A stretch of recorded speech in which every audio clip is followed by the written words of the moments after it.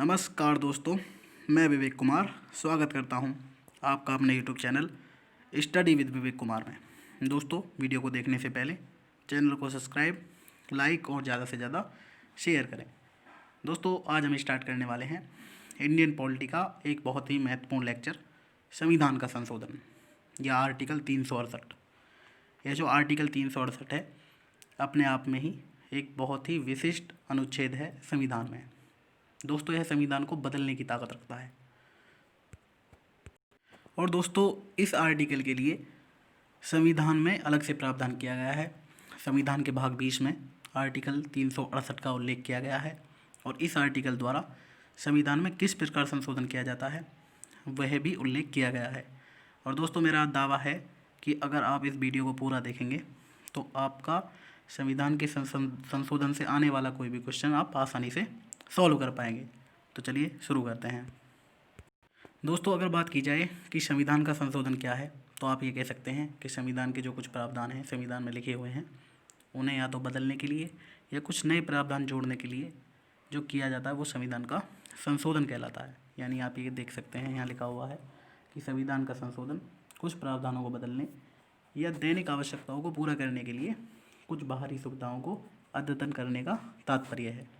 और संवैधानिक संशोधन का प्रावधान संविधान की वास्तविकता और दैनिक आवश्यकताओं को प्रदर्शित करने के लिए आवश्यक है। दोस्तों, अब हम देखेंगे कि संविधान के संशोधन की आवश्यकता क्यों है, मतलब क्यों ये प्रावधान संविधान में किया गया है कि संविधान को बदलने के लिए एक आर्टिकल स्पेशल, यानी कि एक स्पेशल आर्टिकल इसीलिए रखा गया है कि जब ज़रूरत पड़े समय समय पर तो संविधान में संशोधन किया जा सके। तो इसकी क्या आवश्यकता है ये हम देखेंगे। देखिए दोस्तों, संविधान का संशोधन इसलिए आवश्यक है कि जब संविधान लागू होने के समय जो कमियां रह गई थी उन्हें समय के साथ धीरे धीरे ठीक किया जा सके। तो एक तो संविधान के संशोधन की ये भी आवश्यकता आप मान सकते हैं। दूसरी आप ये मान सकते हैं कि समय के साथ साथ जो आदर्श और प्राथमिकताएँ हैं और लोगों की जो दृष्टि है वो धीरे धीरे बदलती रहती है। तो इनकी सोच अप्रोच के अनुसार कोई नए कानून या नए प्रावधान संविधान में जोड़ने के लिए संविधान का जो संशोधन है वो वांछनीय यानी ज़रूरी है। तो आप ये दो पॉइंट मान सकते हैं कि जो संविधान के संशोधन के लिए आवश्यक हैं। अब देखते हैं कि संविधान में कितने प्रकार से संशोधन किया जा सकता है। तो ऐसे तो संविधान में 3 प्रकार से संशोधन किया जा सकता है, लेकिन जो आर्टिकल 368 में संविधान संशोधन के 2 ही प्रकारों का उल्लेख किया गया है। एक तो विशेष बहुमत द्वारा और एक विशेष बहुमत प्लस आधे राज्यों के समर्थन द्वारा। जो साधारण बहुमत होता है उसे आर्टिकल 368 में नहीं माना जाता, यानी उसके अंतर्गत उसे नहीं माना जाता। तो आपको पहली बार ये बात पता लगी होगी कि अगर आर्टिकल 368 की बात की जाए तो उसमें केवल संविधान संशोधन के 2 ही प्रकारों का वर्णन है। जो साधारण बहुमत द्वारा संविधान में संशोधन होता है उसका वर्णन आर्टिकल 368 में नहीं किया गया है। देखिए दोस्तों, संविधान संशोधन की जो प्रक्रिया है वो किस प्रकार होती है ये भी आप देख लीजिए एक बार। देखें, सबसे पहली बात यह है संसद के किसी भी सदन में रखा जा सकता है। दोस्तों, ये इन्फॉर्मेशन कई बार फैक्चुअल रूप में पूछ ली जा सकती है। बहुत सारे क्वेश्चन ऐसे हैं जो एग्ज़ाम में जो आर्टिकल 368 से पूछे जाते हैं। तो उम्मीद है कि आप इसे थोड़ा ध्यान से देखें और समझें। देखिए दोस्तों, सबसे पहली बात तो ये है कि ये जो प्रक्रिया है संसद के इसे किसी भी सदन में रखा जा सकता है, यानी राज्यसभा या लोकसभा किसी भी सदन में इस बिल को पेश किया जा सकता है। दूसरी बात, इसे राज्य विधायिका में पेश नहीं किया जा सकता, यानी राज्यों को संविधान में संशोधन का एक सीमित अधिकार है, वो भी जब संविधान के मूल ढांचे में संशोधन किया जाएगा तो उनका केवल समर्थन आवश्यक होगा। तीसरी बात यह है कि ये जो बिल है ये मंत्री या किसी निजी सदस्य द्वारा भी लाया जा सकता है, यानी जो लोकसभा के जो MP हैं जो कोई मंत्री पद पर भी नहीं है वो भी इस बिल को संसद में पेश कर सकते हैं। और दोस्तों, इस बिल को पेश करने के लिए राष्ट्रपति की अनुमति भी कोई आवश्यकता नहीं होती। दूसरी बात यह है कि बिल को संसद के सदनों द्वारा अलग अलग रूप से पारित होना चाहिए, यानी कि इसे पारित कराने के लिए जॉइंट सिटिंग नहीं हो सकती, यानी जो संयुक्त बैठक है जो होती है लोकसभा और राज्यसभा की, वो संविधान संशोधन के विषय पर संयुक्त बैठक नहीं हो सकती। और तीसरी बात यह है कि यह विशेष बहुमत, यानी जो वर्तमान सदस्य हैं और मतदान करने वाले उनके 2/3 और कम से कम 50% द्वारा पारित होना चाहिए। और दोस्तों जैसा कि मैंने आपको बताया कि जो राज्य के कम से कम आधे से अनुसमर्थन के जो संशोधन होता है वो ऐसे विषयों पर होता है कि जब किसी भी संघीय सुविधा में संशोधन हो तो उस मामले में जो राज्य होते हैं, जैसे वर्तमान में भारत में 28 राज्य हैं, तो उनमें से 14 राज्यों का समर्थन मिलना आवश्यक है।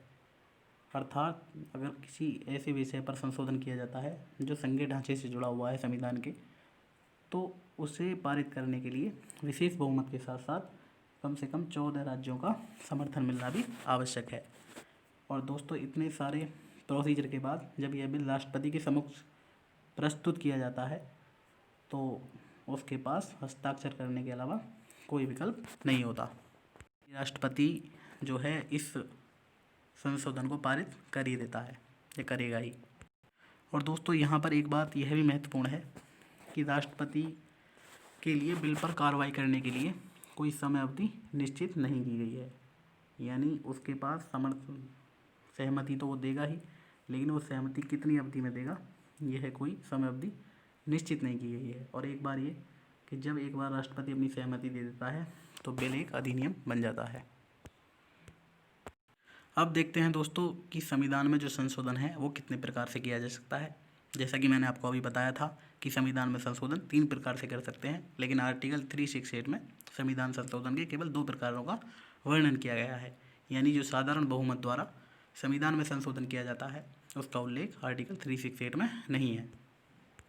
आप ये देख सकते हैं कि यहाँ संविधान संशोधन के प्रकारों का वर्णन किया गया है। नंबर 1 फर्स्ट कंडीशन है साधारण विधि द्वारा, संसद के विशेष बहुमत द्वारा और संसद के विशेष बहुमत और राज्य विधानमंडलों की स्वीकृति से संशोधन। यहाँ पर जो राज्य के विधानमंडलों की स्वीकृति है यहाँ पर आधे राज्य होगा।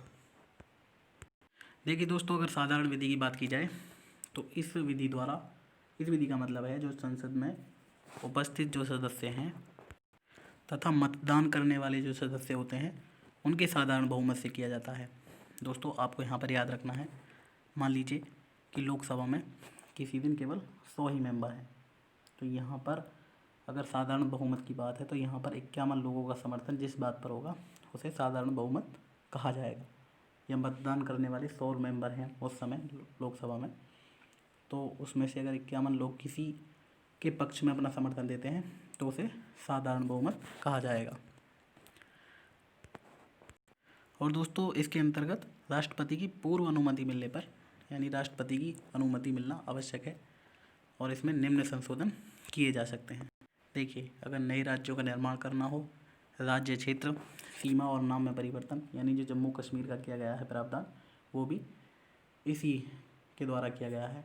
संविधान की नागरिकता संबंधी, अनुसूचित क्षेत्रों और जनजातियों की प्रशासन संबंधी तथा केंद्र द्वारा प्रशासित क्षेत्रों की प्रशासन संबंधी व्यवस्थाएं, ये सभी व्यवस्थाएं संविधान के साधारण बहुमत द्वारा की जाती हैं। अगर दोस्तों अब बात विशेष बहुमत द्वारा संशोधन की जाए जिसका वर्णन आर्टिकल 368 में किया गया है, तो दोस्तों आपको यहाँ देख रहे हैं आप, इस प्रावधान के अनुसार यदि संसद के प्रत्येक सदन द्वारा कुल सदस्यों का बहुमत तथा उपस्थिति और मतदान में भाग लेने वाले सदस्यों के 2/3 मतों से विधेयक पारित हो जाए तो राष्ट्रपति की स्वीकृति मिलते ही वह संशोधन संविधान का अंग बन जाता है।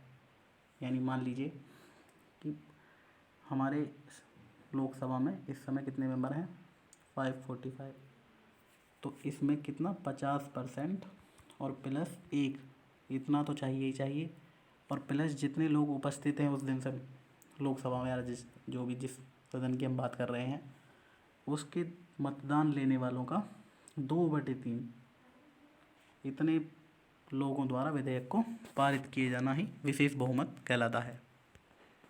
अगर विधेयक इस कंडीशन द्वारा, इन शर्तों द्वारा पारित कर दिया जाए तो राष्ट्रपति की स्वीकृति मिलते ही वह संविधान संशोधन का अंग बन जाता है। और दोस्तों लगभग संघीय ढांचे को छोड़कर, जो संविधान का मूल संघीय ढांचा है उसे छोड़कर जितनी भी लगभग सभी व्यवस्थाएं हैं संविधान की, उसमें इसी के द्वारा संशोधन किया जाता है। यानी ये कह लीजिए जो इसमें लिखा हुआ है कि न्यायपालिका तथा राज्यों के अधिकारों तथा शक्तियों जैसी कुछ विशिष्ट बातों को छोड़कर संविधान की अन्य सभी व्यवस्थाओं को इस प्रक्रिया द्वारा संशोधित किया जा सकता है। दोस्तों बात करते हैं तीसरे प्रकार का संशोधन जिसमें विशेष बहुमत के साथ साथ आधे राज्यों की अनुमति भी आवश्यक है। देखिए दोस्तों, इस प्रक्रिया में विशेष बहुमत के साथ एक और शर्त जुड़ी रहती है। वह शर्त है कि संसद से विधेयक पारित होने के बाद कम से कम आधे राज्यों के विधानमंडलों द्वारा समर्थन उसे मिलना चाहिए विधेयक को। और दूसरी बात यह है दोस्तों कि ये जो विधेयक पारित होगा ये विशेष बहुमत से होगा। और दोस्तों, जो राज्य विधानमंडल होंगे वो साधारण बहुमत से समर्थन देंगे। राष्ट्रपति के निर्वाचन की प्रक्रिया में जो संशोधन होता है वो इसी प्रकार से किया जाता है। और इसके अलावा ये भी मान लीजिए कि संविधान के जो मूल ढांचे में संशोधन होगा वो भी इसी प्रक्रिया द्वारा होगा। और दोस्तों, यदि आर्टिकल 368 में भी कोई संशोधन करना है तब भी इसी प्रक्रिया का पालन करना होता है। आपको ये भी याद रखना है, जिसके द्वारा संविधान में बदलाव किया जाता है अगर उसमें भी बदलाव करना है तो संविधान का जो 368 में जो दूसरे प्रकार के संशोधन का उल्लेख किया गया है उसके द्वारा आर्टिकल 368 में भी परिवर्तन किया जा सकता है, यानी संसद के विशेष बहुमत द्वारा और आधे राज्यों के समर्थन द्वारा। और दोस्तों, जो जीएसटी अधिनियम लाया गया था वो भी इसी संविधान संशोधन के द्वारा लाया गया था, यानी जीएसटी जो बहुत दिन रुका हुआ था वो भी इसी कारण से था, क्योंकि यह जो संविधान संशोधन होता है वो इतना आसान नहीं होता। या तो दोस्तों लगभग आधे राज्यों में वही सरकार हो जो केंद्र में है, या फिर 14 राज्य की सरकार, क्योंकि हमारे देश में 28 राज्य हैं, वो केंद्र सरकार का समर्थन करती हूँ। देखिए दोस्तों, अगर विस्तार से इस प्रावधान की बात की जाए तो इस संशोधन द्वारा राष्ट्रपति के जो निर्वाचन है उसमें संशोधन किया जा सकता है। निर्वाचन की कार्य पद्धति में संघ की कार्यपालिक शक्ति का विस्तार किया जा सकता है। राज्यों की कार्यपालिका शक्ति का विस्तार किया जा सकता है। और केंद्र शासित क्षेत्रों के लिए उच्च न्यायालय का प्रावधान भी इस संविधान संशोधन द्वारा किया जा सकता है। और दोस्तों, संघीय न्यायपालिका, राज्यों के उच्च न्यायालय, संघ एवं राज्यों में जो भी विधायी संबंध हैं, 7वीं अनुसूची का कोई भी विषय, संसद में राज्यों का प्रतिनिधित्व और संविधान संशोधन की प्रक्रिया से संबंधित उपबंध भी संविधान के इसी प्रकार के संशोधन द्वारा संशोधित किए जा सकते हैं, यानी विशेष बहुमत और संविधान जो भारत के राज्य हैं आधे राज्यों का समर्थन। तो दोस्तों, संविधान संशोधन से संबंधित जो भी महत्वपूर्ण प्रावधान हैं मैं आपको समझा चुका हूं और उम्मीद है कि आपको ये वीडियो ज़रूर पसंद आई होगी। अगर दोस्तों वीडियो अच्छी लगी हो तो लाइक करें, कमेंट करें और चैनल को सब्सक्राइब करें। और दोस्तों ज़्यादा से ज़्यादा शेयर करें। धन्यवाद।